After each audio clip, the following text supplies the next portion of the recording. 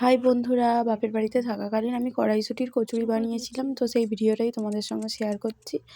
দেখো কত সুন্দর, হ্যাঁ, আর কত সুন্দর ফুলে পুরো টপর টপর হয়ে যাবে। আর এইভাবে তোমরা পুর দেবে, দেখবে বাইরে মানে পুর যে বেললে, লুচিটা যখন বেললে যে বাইরে ফেটে বেরিয়ে আসে, বেরোবেও না।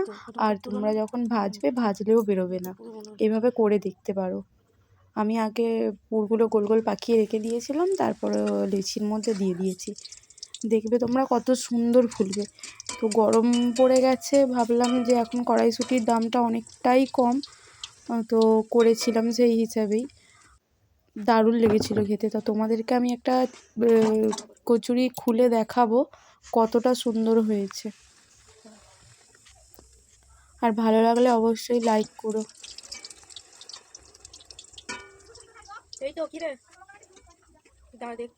দেখো এত অল্প তেলে তাও কিন্তু কত সুন্দর কচুরিগুলো ফুলছে। দেখো,